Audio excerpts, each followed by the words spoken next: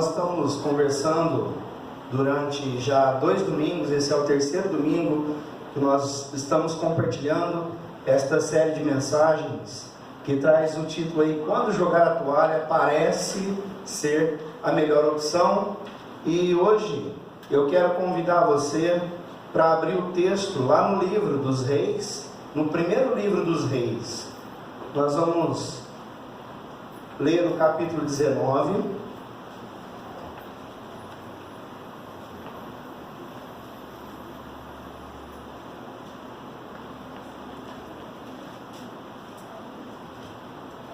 Enquanto você abre aí a sua Bíblia, nós estamos conversando algumas coisas importantes, né? Para que nós também não passemos por essa questão de chegar ao ponto na nossa vida, em alguma área da nossa vida, de jogar a toalha, de desistir de algumas coisas e algumas coisas que são muito sérias para a nossa vida. E às vezes nós desistimos de algumas coisas porque muitas vezes nós não sabemos lidar com certas situações. E durante esses domingos nós temos falado sobre algumas coisas, e uma delas é que nós precisamos simplificar e alinhar algumas coisas, né? O que seria o simplificar? O simplificar, a compreensão da sua missão.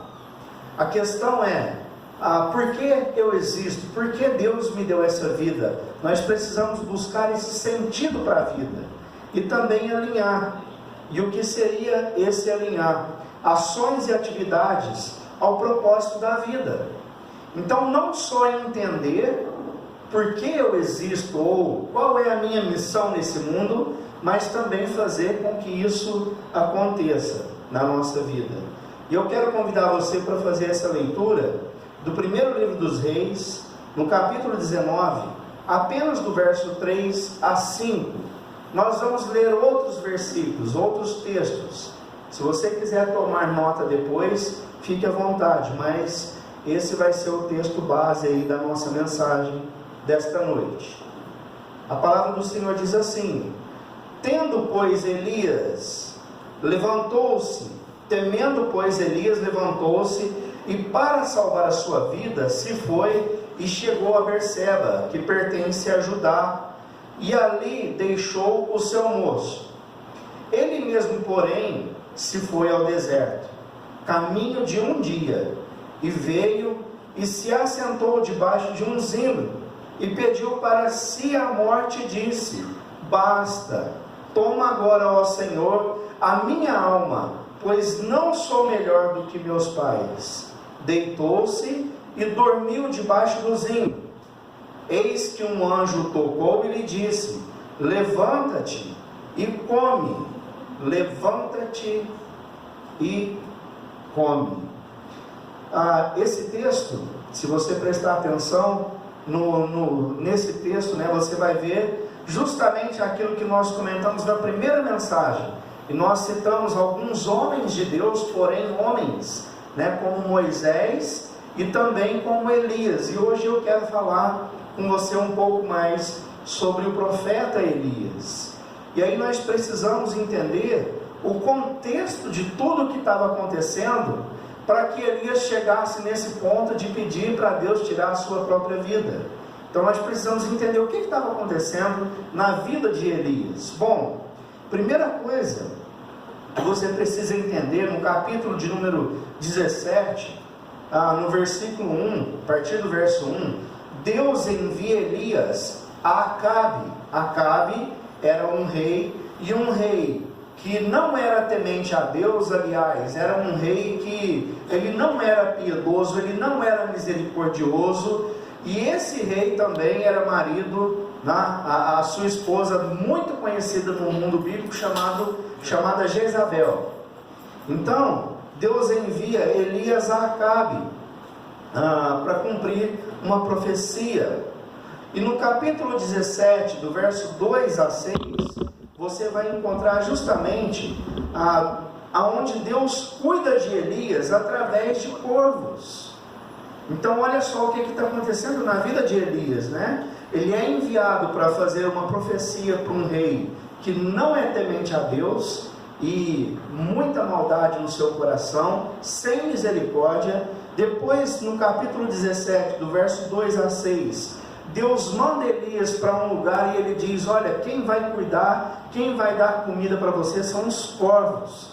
Imagina isso acontecendo na sua vida, você tendo que esperar comida vindo de pássaros, mas pássaros que não eram pássaros comuns, né?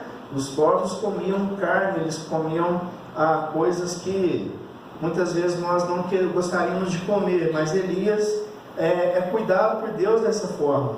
E depois, lá no verso 7 até o verso de 24, quando você acha assim que não poderia ter coisa pior que isso, e aí Deus cuida de Elias, ele manda Elias ir para um lugar, e Elias é cuidado através de uma viúva. Aí você diz, né? Mas é pior do que corvo? Você precisa entender o contexto da época. A viúva, naquele contexto, era uma pessoa muito fragilizada. Não é o contexto de hoje, não é a viúva de hoje. Era uma mulher geralmente desamparada, era uma mulher que ela era esquecida na sociedade, e muitas delas passavam necessidade. E essa viúva, a história mostra isso. Deus fala: olha, Elias, você vai ter que ir lá, e uma viúva vai cuidar de você. E quando ele encontra essa mulher, ela fala: olha, eu só tenho um pouco de azeite e um pouco de farinha.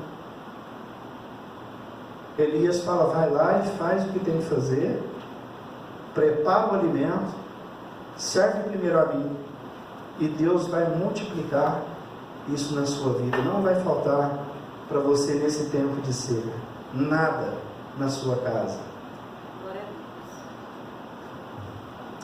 Presta atenção nisso aqui que eu vou mostrar para você. Primeiro comentário que eu fiz aqui, no capítulo 17, no verso 1.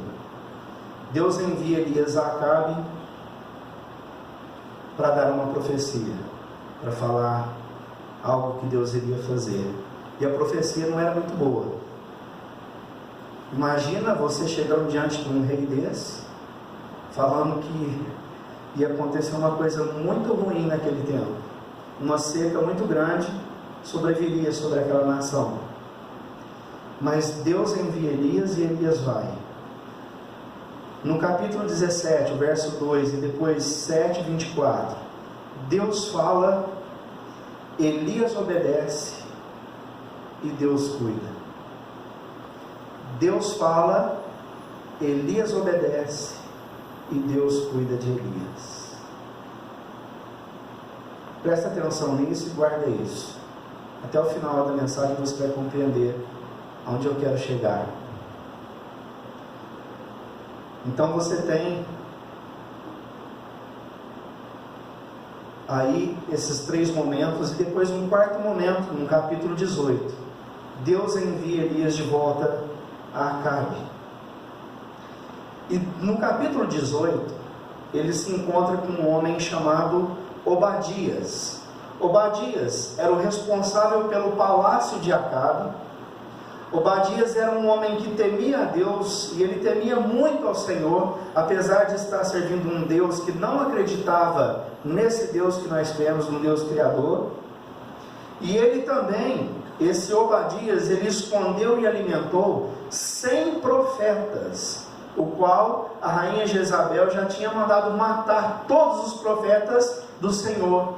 Obadias vai e esconde 100 profetas em 2 cavernas. Então Obadias, ele tem esse encontro com Elias, e ele também, Obadias fala também ao rei. Aí no capítulo 18, no versículo de número 13, ele diz o seguinte: por acaso não ouviste, meu senhor, né? Ele está falando com o rei, o que eu fiz enquanto Jezabel estava matando os profetas do Senhor? Escondi 100 dos profetas do Senhor em 2 cavernas, 50 em cada uma, e os abasteci de comida e água. Com qual comida e água que ele está fazendo isso? Do rei. Do rei e da rainha Jezabel. Logo em seguida, você vai encontrar Elias, no capítulo 18, do verso 16 a 46, um confronto com os profetas daquela nação. Eles acreditavam nos profetas de Baal. E mesmo acontecendo tudo isso, mesmo a Jezabel matando todos os profetas ali existentes na época, Elias, ele tem uma força tão grande, uma fé tão grande em Deus. Ele sobe a um monte e ele desafia 450 profetas de Baal. E ele ainda zomba daqueles profetas. E ele diz, olha, eu quero ver então quem é o Deus verdadeiro. E aí, quando aqueles homens estavam invocando, né, a Baal, Elias ainda falava, olha, cadê o seu Deus que não manda fogo do céu? Será que ele está dormindo? Será que ele está te ouvindo? Fala mais alto, ora mais alto. E quando Elias ora ao nosso Deus, o fogo cai do céu e aquilo tudo é queimado. Glória a Deus.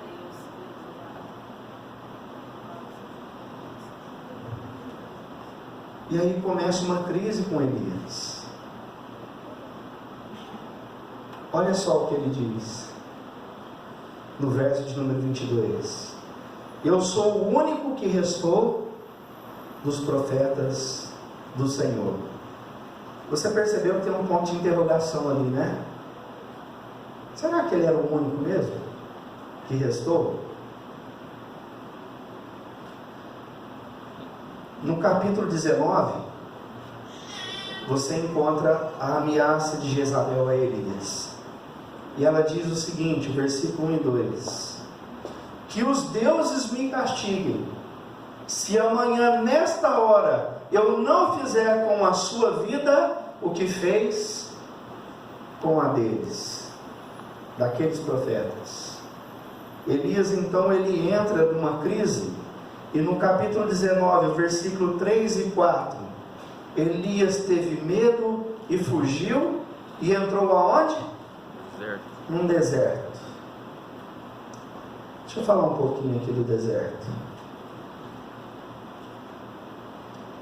Deserto é um lugar onde nós não queremos estar, mas em muitos momentos da vida nós nos encontramos nele. O deserto é o lugar onde nós corremos quando nós sentimos medo, quando nós achamos que nós vamos fracassar, quando nós achamos que as coisas estão indo de mal a pior. Esse é um momento de deserto. Elias, quando ele teve medo, quando ele sentiu esse medo terrível, ele fugiu e ele entrou no deserto. Mas é interessante que nesses momentos do deserto, muitas vezes nós não sabemos lidar com as situações. Presta atenção nisso que eu vou te dizer. O momento de deserto é o momento onde nós temos dúvidas, nós temos medo, nós temos aflições. E nós não sabemos muitas vezes lidar com isso. No momento do deserto, muitas vezes, nós tomamos iniciativa e tomamos decisões sem pensar. Nós tomamos decisões na vida sem analisar melhor, sem pedir um conselho. Você quer ver que triste para um pastor? Hoje nós estamos aqui praticamente sem escritório, né? Nós não temos um gabinete pastoral, mas nós temos algumas salas aqui que eu posso atender, sim. Se eu marcar aqui, olha, toda quinta-feira, ou então se eu disser, olha, meus irmãos, podem me ligar quando precisar, vamos conversar, quem estiver precisando de um conselho, quem estiver precisando de uma oração, uma orientação. Sabe quantas pessoas procuram um pastor? Eu estava falando com um pastor da Sexta Igreja, o pastor Martim, e ele vai, né, porque o conselho exige que ele vá ao escritório uma vez na semana. O pastor Martim chegou aqui e falou, nossa, mas que cultura estranha é essa de Franca? Ninguém procura o escritório, o gabinete pastoral para conversar. Não vai ninguém. E muitas vezes, sabe o que acontece? As pessoas nos comunicam apenas as suas decisões. Recentemente, recebi uma ligação. A primeira palavra foi o seguinte: estou te ligando só para informar, não pedir conselhos. Para isso, nós precisamos recorrer à comunidade. Olha só, o que a comunidade faz? Enquanto estavam morrendo os profetas, um homem de Deus, um homem levantado por Deus, Obadias, ele vai e ele esconde 100 profetas para salvar as suas vidas. Ele os coloca nas cavernas. Uma comunidade é uma comunidade onde nós buscamos o refúgio. Nós precisamos uns dos outros. Ninguém vive sozinho, meu querido. Você não vive sozinho, minha querida. Ninguém consegue caminhar sozinho.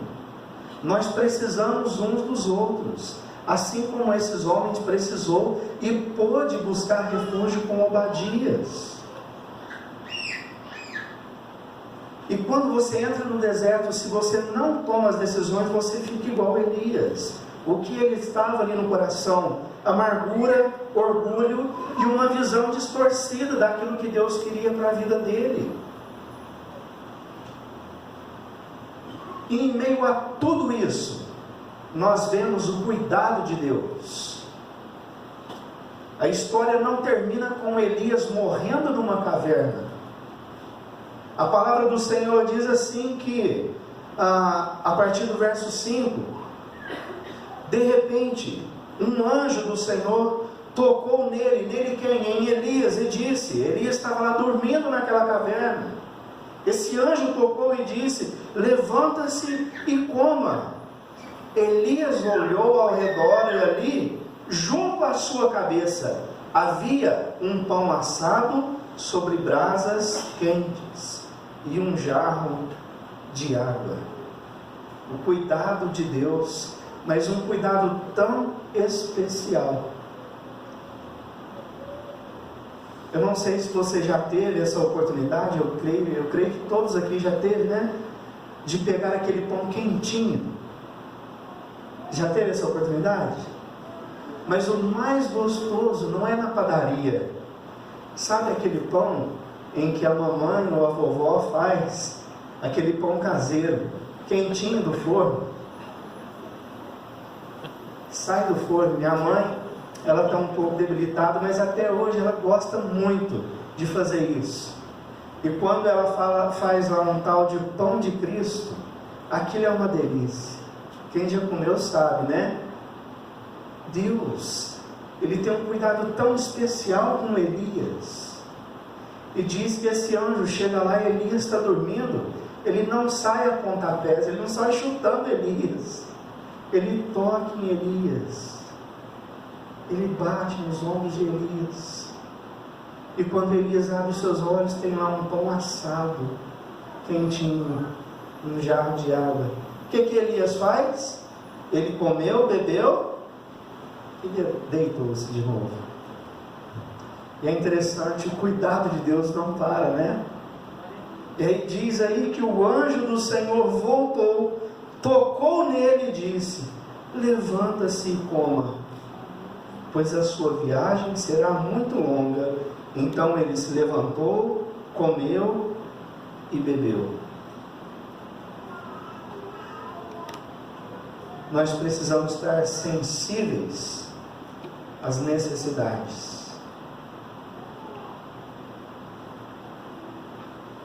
Nós precisamos prestar atenção naquilo que nós estamos precisando na vida.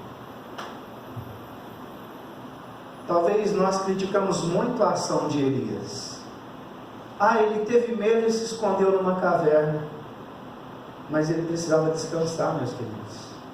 Ele chegou a um ponto na sua vida que eram muitas demandas. Ele precisava de descanso. Por isso ele dormiu tão pesado desse jeito.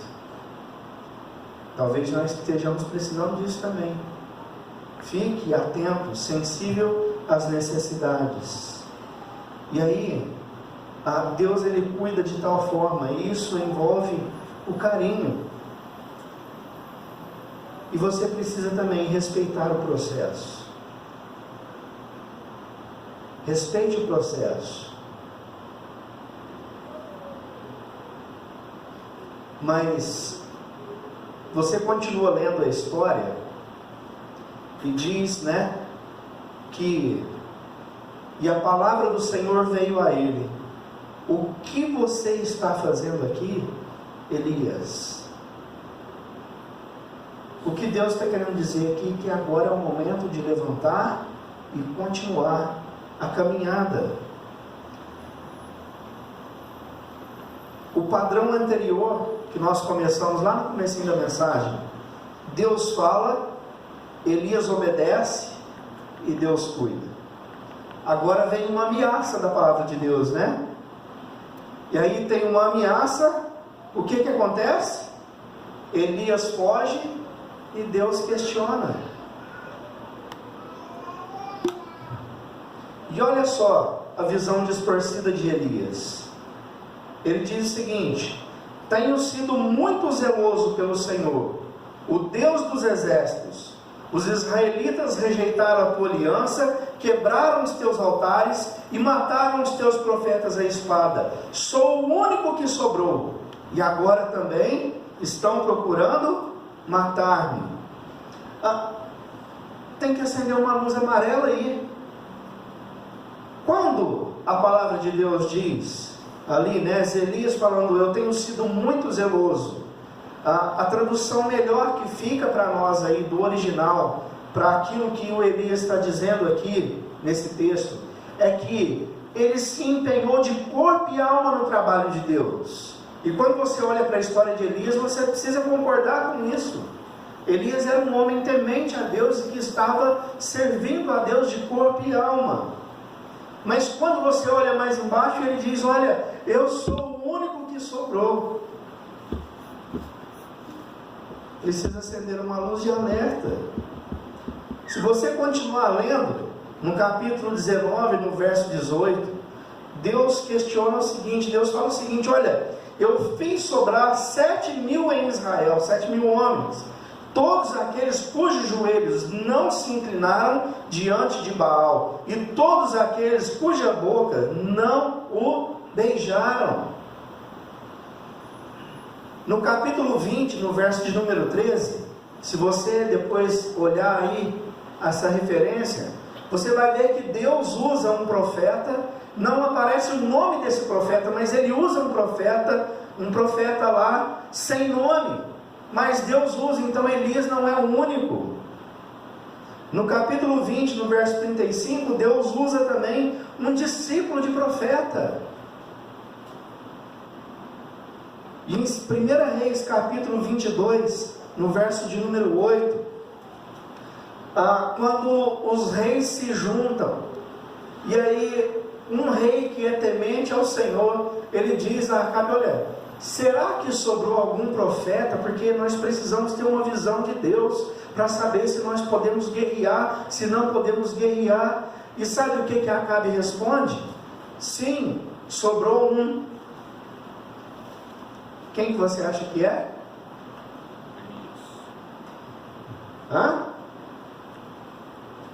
Não era Elias, era Micaías. O violão está tampando ali, Era Micaías, não era Elias. Acabe nem se lembrou de Elias.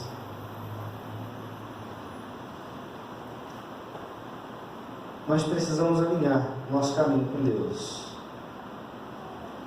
Deus fala, olha, volte pelo caminho por onde veio. A missão de Elias agora era ungir Hazael como rei da Síria. Unja também Jeú como rei de Israel. E unja Eliseu para suceder a você como profeta. uma missão internacional, ungir o rei da Síria, uma missão nacional, ungir o rei de Israel, e uma missão pessoal, ungir um profeta para suceder a ele mesmo. Estou chegando no final da mensagem. Nós precisamos desmistificar algumas coisas. Às vezes nós olhamos para esses homens da Bíblia e nós vemos grandes super-heróis, e não é nada disso. São homens como eu e você. Prova disso,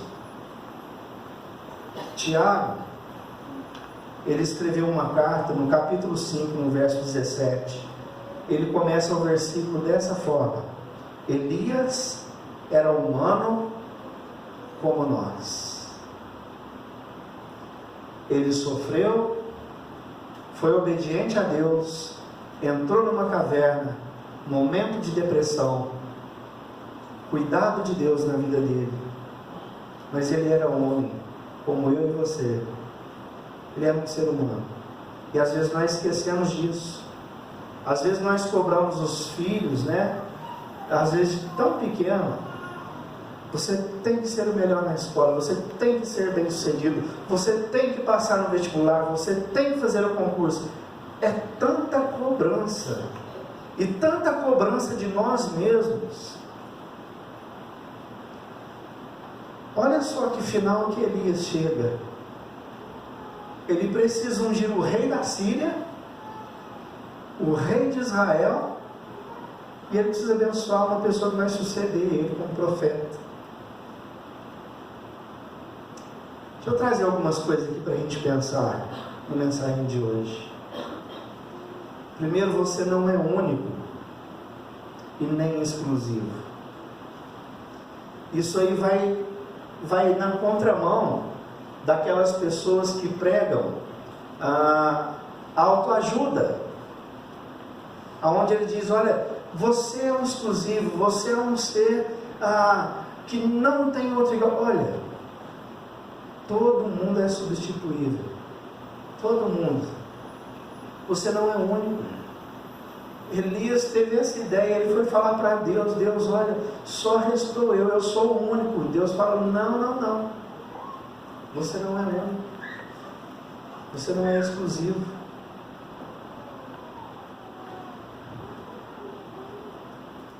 Mas você tem um papel como parte de um todo.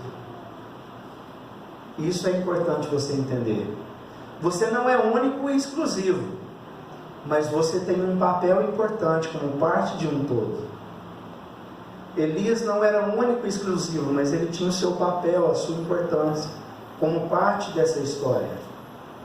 E você também aqui, você tem o seu papel como parte de um todo. Nós precisamos uns dos outros. Nós precisamos da comunidade. Obadias foi esse homem cuidador. Nós precisamos uns dos outros aqui também nesse tempo, se quisermos continuar caminhando com fé no nosso Senhor. E por último, eu, você e Elias precisamos de Jesus. Todos nós precisamos de Jesus. Todos nós precisamos de Deus. É interessante que o nome de Elias aparece lá no Novo Testamento, não é? Você se lembra? Lembra que o nome dele aparece no Novo Testamento?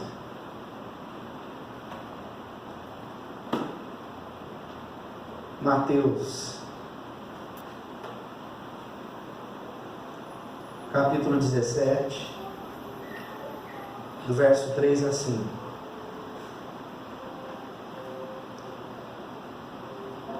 Está acontecendo ali um momento especial, algo que nós não podemos explicar. E a Bíblia fala que aconteceu um momento de transfiguração. O rosto de Jesus mudou, brilhava, E quando alguns homens que acompanhavam Jesus, eles olhavam e apareceu 2 homens também ali. O texto diz assim que naquele mesmo momento apareceram diante deles, de Jesus e daqueles apóstolos que estavam com ele, Moisés e Elias, conversando com Jesus. Uma nuvem resplandecente os envolveu, e dela saiu uma voz que dizia: este é o meu filho amado, em quem me agrado, ouçam-me. Você pode repetir essa última frase aí comigo? Este é o meu filho amado, em quem me agrada, ouçam-me. Mais uma vez, vamos ler mais forte um pouquinho. Este é o meu filho amado, em quem me agrado, ouçam-me.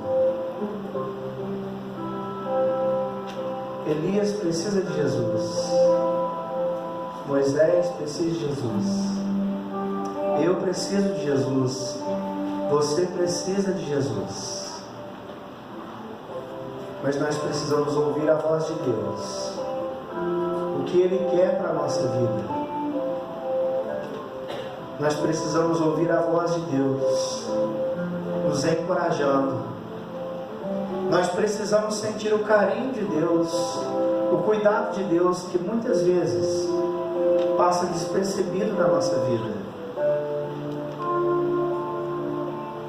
Nós precisamos do Senhor, e Ele tem cuidado de nós, Ele tem cuidado de você, mesmo que você muitas vezes nem percebeu. Olha, não jogue a toalha, não desista, não desista da sua família, não desista dos seus sonhos, não desista daquelas pessoas que você ama. E por que não desista da sua igreja? Não desista da sua própria vida. Deus está cuidando de você, mesmo que você não percebeu. Quando Elias abriu os olhos naquela caverna, ele já viu o cuidado de Deus. Deus já estava cuidando. Os pães e a água já estavam lá. Mesmo quando Elias dormia, Deus cuidava da sua vida, assim como Deus cuida de nós. Se você tem pensado em jogar a toalha em alguma área, eu quero convidar você para fazer uma oração. Mas se você também está tudo bem, pastor. A palavra de Deus diz: aquele que pensa estar em pé, cuide para que não caia. Feche os seus olhos. Ore comigo. Às vezes nós estamos tão estressados com os problemas, não é verdade? Às vezes nós estamos tão sobrecarregados, tantas responsabilidades, que a gente pensa em desistir, em jogar a toalha. Deus é com você. Pai, em nome de Jesus, nós queremos aqui nessa noite, Deus, dizer que nós somos homens e mulheres que temos as nossas imperfeições e as nossas fraquezas. Que o Senhor, Deus, possa nos fortalecer nos momentos de desespero da nossa vida. Até mesmo Elias, que era um grande homem de Deus, sentiu medo, sentiu, Deus, um pavor no seu coração, se escondeu nessa caverna. Eu peço que o Senhor nos ajude, Deus. Eu peço que o Senhor nos abençoe para que nós possamos superar os obstáculos da vida, superar, Deus, as dificuldades, que nós possamos entender que nós somos seres humanos também, cada coisa ao seu tempo. Mas eu quero pedir, Deus, que o Senhor ajude cada um aqui a entender o seu propósito aqui nesse mundo. Que o Senhor ajude a entender a nossa missão, Deus. E que nós possamos ser usados nas mãos do Senhor. Pai, nos abençoe. E eu quero agradecer pelo cuidado que o Senhor tem conosco. Eu quero agradecer pelo cuidado que o Senhor tem com essa igreja, Pai. E quero pedir, Deus, que o Senhor continue cuidando de cada um de nós. Pai, abençoe, Deus. Nós precisamos de Ti. Em nome de Jesus. Amém, Deus. Esse cântico que nós vamos cantar agora é um cântico que traz um refrigério para a nossa alma. É um cântico que diz que existe um rio de água viva. Esse rio se chama Jesus Cristo. Esse cântico é um convite para você se lançar nesse rio, a saciar a sua sede através de Jesus. Vamos ficar de pé.